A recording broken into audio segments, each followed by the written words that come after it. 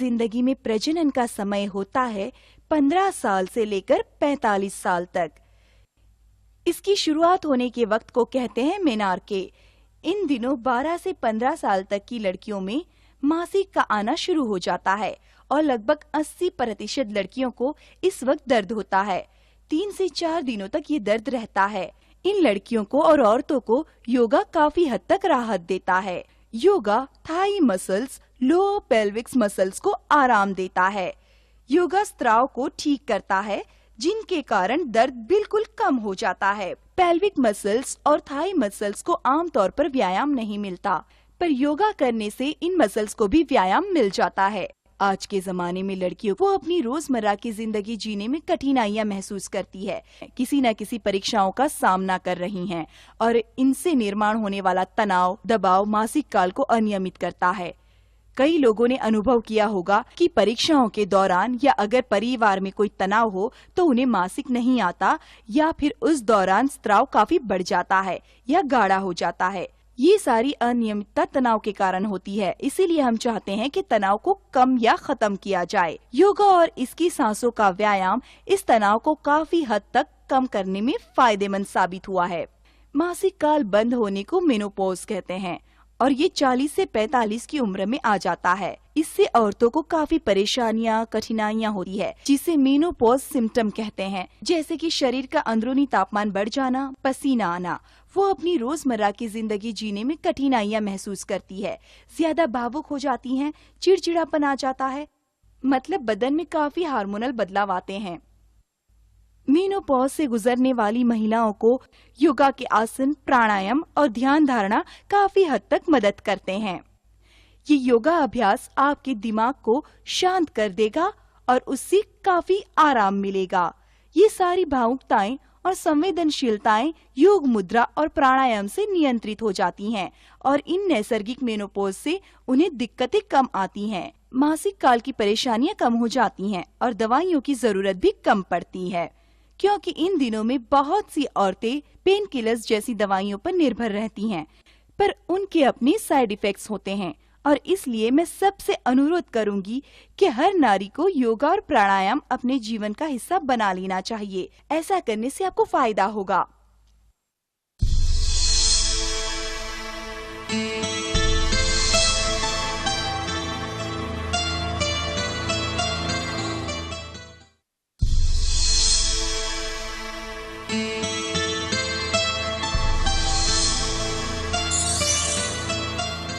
अपान सिद्ध क्रिया।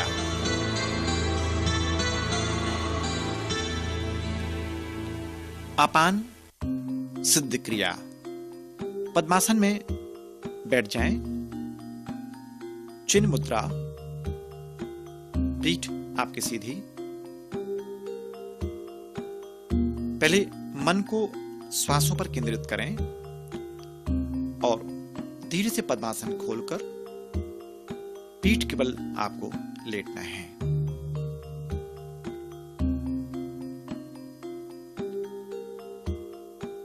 पीठ के बल लेटकर दोनों हथेलियां खुली हुई, पूरी गहरी श्वास आप लें और पूरी श्वास को बाहर निकालकर पेट की मांसपेशियों को अंदर खींचना, बाहर छोड़ना है। अपान सिद्ध क्रिया। आप देख रहे हैं कि पेट के मसल्स अंदर बाहर चल रहे हैं। पूरी श्वास को बाहर निकालकर पेट की संपूर्ण मांसपेशियों को अंदर खींच के आप रोक लें। अंदर रोक के रखें। नाभि को पीठ के भाग तक स्पर्श होना चाहिए। इस क्रिया को 15 से लेके 20 बार तक एक श्वास में करना चाहिए।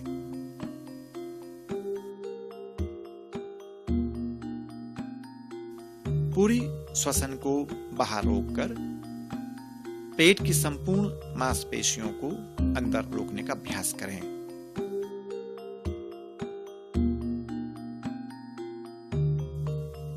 इसके बाद धीरे से आप बैठ जाइए।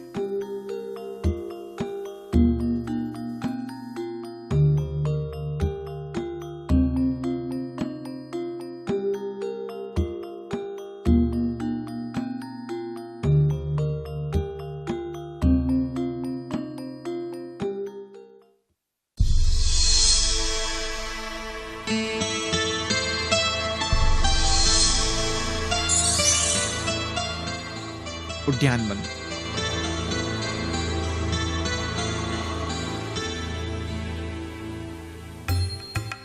पद्मासन में बैठ जाएं।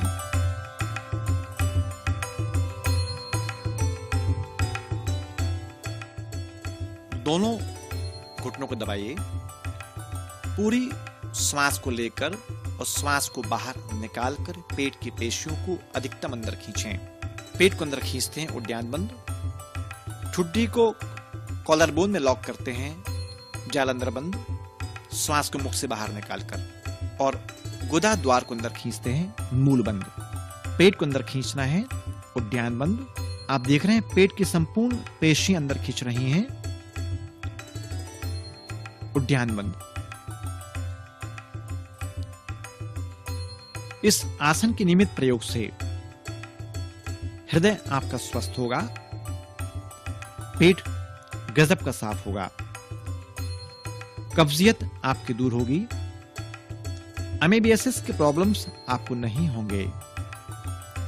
मधुमेह रोगियों के लिए यह क्रिया बहुत लाभकारी है। बढ़ा हुआ पेट आपका कम होगा, सेक्स पावर आपका बढ़ेगा, माइग्रेन और डिप्रेशन के प्रॉब्लम कभी भी आपको नहीं होंगे, मानसिक तनाव आपका जड़ से साफ होगा, वृद्धावस्था तो आपकी दूर होगी ही, अभ्यास करते करते आपके अंदर प्राण प्रत्यावर्तन की साधना भी आप प्राप्त कर सकते हैं।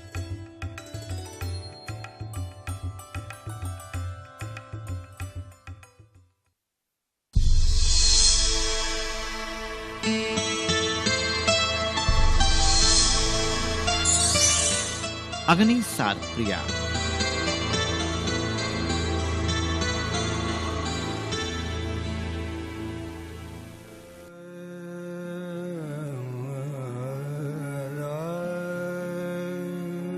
वज्र आसन में बैठ जाएं, मतलब घुटने मोड़कर बैठ जाइए, घुटने फैला लें।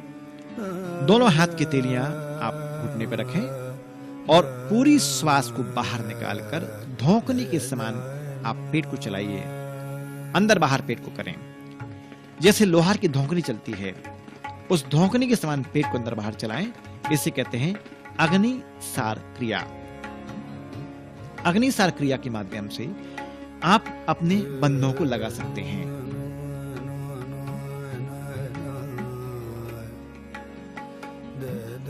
जब एक श्वास में 30 बार 40 बार आप पेट को अंदर बाहर करते हैं, तो श्वास को बाहर रोककर पेट की मसल्स को अंदर खींचें। अधिकतम अंदर खींचने का अभ्यास करिए और पेट को छोड़ के श्वास को सामान्य करते हैं।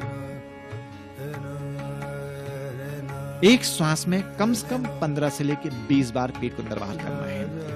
ऐसे नियमित आप 10 से लेकर 12 राउंड तक करना ही चाहिए। एक सावधानी है, यदि आप हृदय रोगी हैं तो इस क्रिया का अभ्यास बहुत आहिस्ता आहिस्ता करें। भोजन करने के बाद ये आसन वर्जित माने गए हैं। इन आसनों का प्रयोग, इन क्रियाओं का प्रयोग खाली पेट करना चाहिए। भरे पेट बिल्कुल भी ना करें, नहीं तो उल्टी की संभावना हो जाएगी, लीवर आपका कमजोर होगा।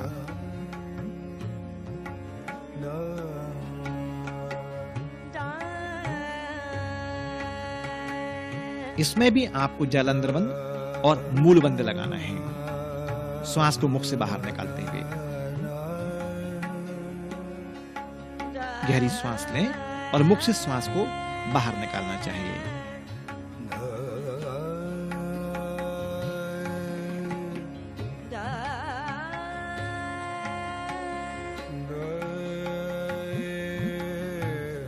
क्रिया के बाद पद्मासन में समाप्त करें।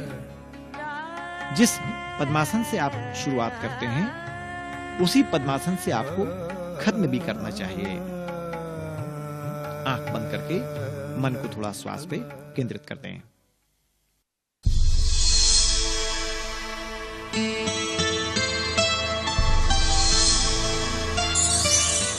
पश्चिमोत्तानासन।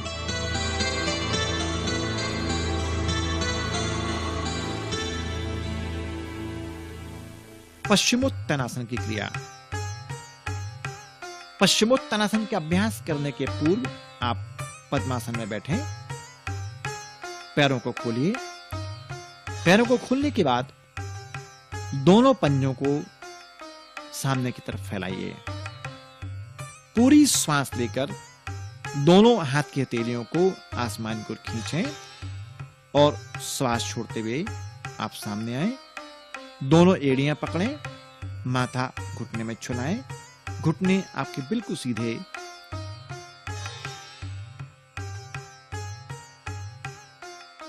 इसमें रुकने का अभ्यास करिए और धीरे धीरे वापस आते हुए हाथ को नीचे ले आए।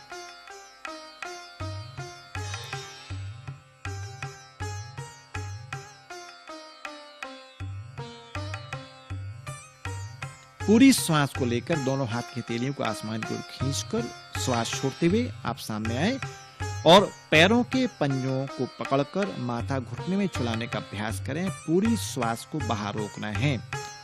जितना संभव बन सके श्वास को रोकने का अभ्यास करिए।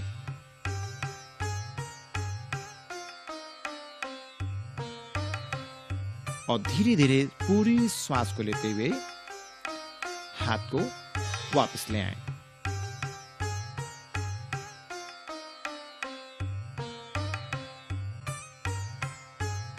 क्रिया का समापन पद्मासन से ही करें और उस क्रिया पर मन को केंद्रित करें।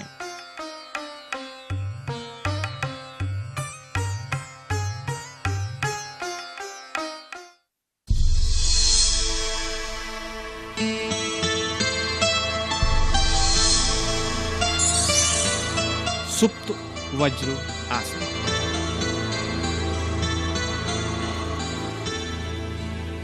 सुप्त वज्र आसन। सुप्त मतलब सोना होता है। पहले आप पद्मासन में बैठ जाएं। पद्मासन में बैठने के बाद थोड़ा मन को वहां केंद्रित करें और पद्मासन खोलकर वज्र आसन लगा लीजिए। एड़ियों पर आप बैठ जाएं और धीरे से एल्बो जमीन में रखें।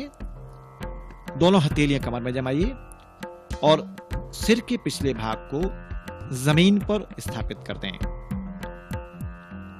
इस क्रिया में स्थिर रहें कुछ समय के लिए।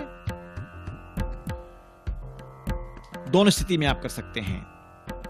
हाथ को पीछे ले जाकर और हाथ को नीचे रखकर। दोनों एड़ियां नितंब के पास जमी हुई। इस क्रिया में आपको लंबा लेटना है। पेट में आप खिंचाव महसूस करेंगे। दोनों स्थिति है, हाथ को पीछे लाकर और हाथों को बाजू में रखकर और कपाल को पीछे लाकर और कपाल को नीचे रखकर। इस क्रिया में आप लंबा से लंबा रुकने का अभ्यास करिए।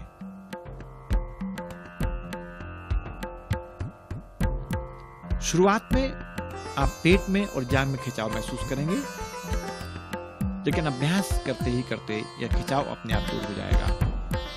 धीरे से आप वापस आ जाइए।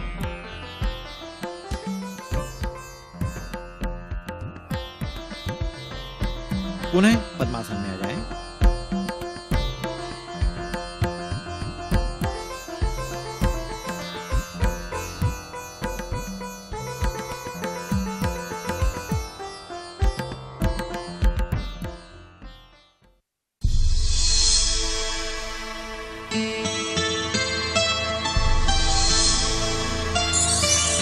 अर्ध मत्स्येंद्र आसन।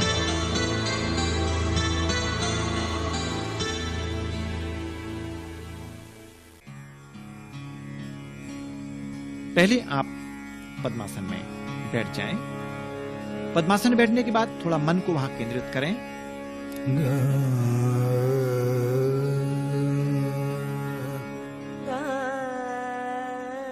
दाएं पैर को बाएं जांघ के उस पार रखते हैं और बाएं हाथ की कोहनी से घुटने को दबाते हैं और पहले घुटने को पकड़ते हुए पैर के पंजे को पकड़ लेते हैं और दाएं हाथ पीछे की ओर लाते हैं और पीछे घूमने का अभ्यास करते हैं। पैर के पंजे को पकड़ कर रखें और अधिकतम पीछे घूमने का अभ्यास करिए। जितना आप पीछे आप घूम सकते हैं, रुक सकते हैं, रुकने का अभ्यास करिए। आंख बंद। मन को पैरों के पंजों से लेकर कोहनी और पूरे पोस्चर पर केंद्रित करें।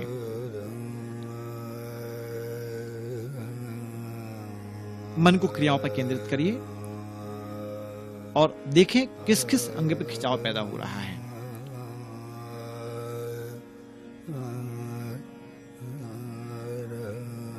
अब इस क्रिया को छोड़कर विपरीत दिशा में इस क्रिया को करें। यानी बाएं पैर को अब दाएं जांघ के उस पार रखते हुए दाएं हाथ से बाएं पैर को पकड़कर घूमने का अभ्यास करते हैं। घुटनों को पकड़ते हुए पैर के पंजे को पकड़ लें और पीछे आप घूम जाइए। अधिकतम आप पीछे घूमते हैं, पेट आपका बढ़िया साफ होगा, कब्ज कभी भी आपको नहीं होगी, भूख बहुत कसके लगेगी, वजन में कमी आती है और भी आपको बहुत सारे लाभ इस क्रिया के माध्यम से संभव हैं।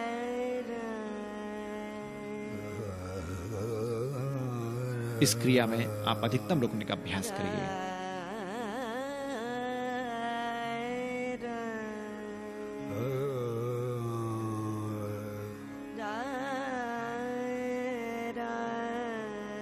क्रिया को बहुत धीरे से छोड़ें और पुनः पद्मासन में बैठ जाएं।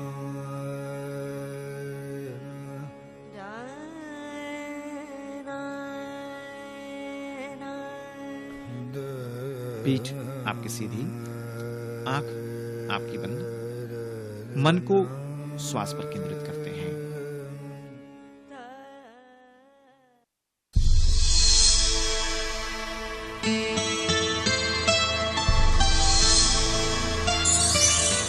शशांक आसन।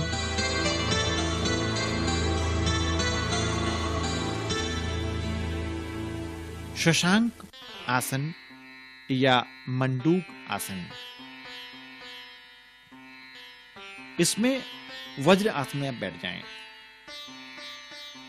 पद्मासन खोलें, वज्र आसन में बैठ जाएं, मुट्ठियां बंद करें और नाभि के पास स्थापित कर दीजिए और धीरे धीरे श्वास को बाहर छोड़ते हुए माथा जमीन को लाने का अभ्यास करिए। शशांक आसन या मंडूक आसन की क्रिया है। पेट पर आप दबाव महसूस करेंगे। अधिकतम रुकने का अभ्यास करिए।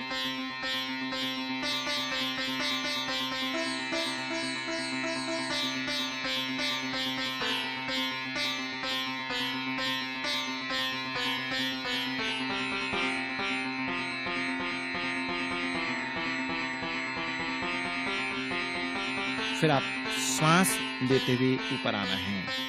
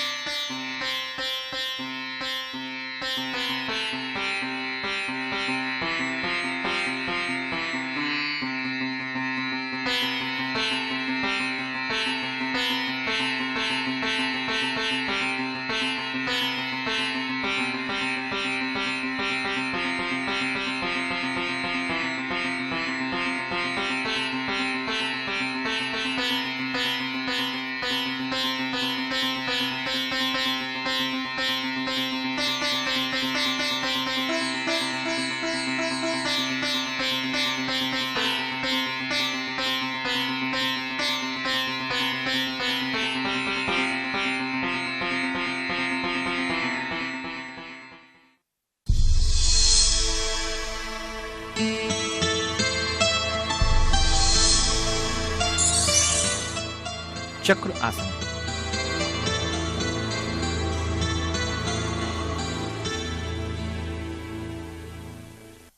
धीरे से पद्मासन खोलकर पीठ के बल आपको लेटना है। दोनों हाथ की तेलियां पलटाकर कंधों के पास लाते हुए जमीन में स्थापित कर दें। एल्बो आसमान की तरफ। अब जमीन पर थोड़ा जोर दीजिए। कंधे और चेस्ट की मसल्स को आसमान की ओर खींचें। नितंब को खींचें। जांघ पर दबाव दें और पूरा सीना, पेट, जांघ, इसको अधिकतम आसमान की ओर खींचने का अभ्यास करिए। अब धीरे से श्वास को सामान्य करते नीचे आए।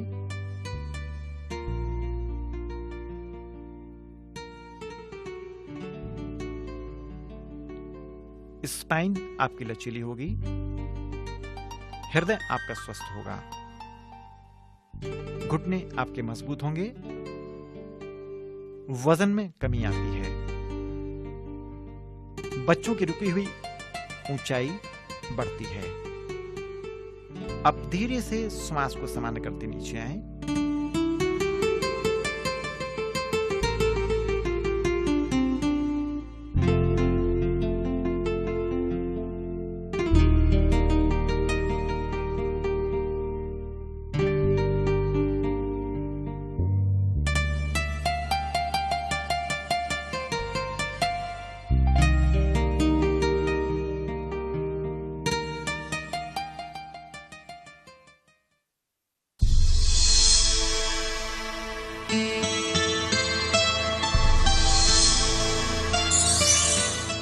कपाल भाती प्राणायाम।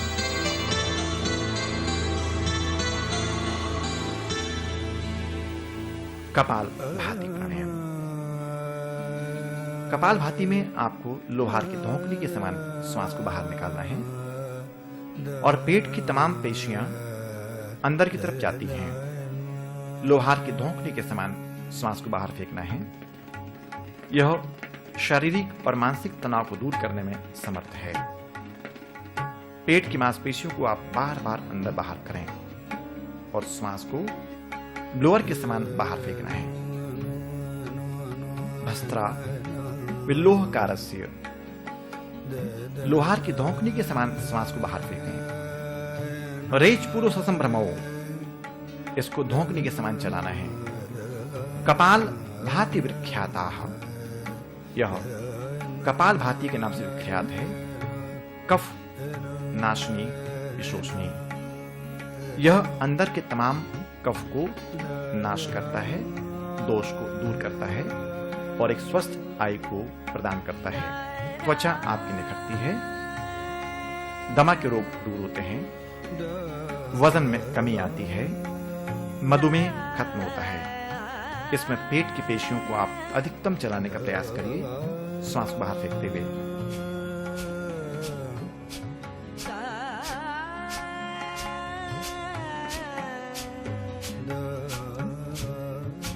इस प्रकार लगातार श्वास को चलाते रहें।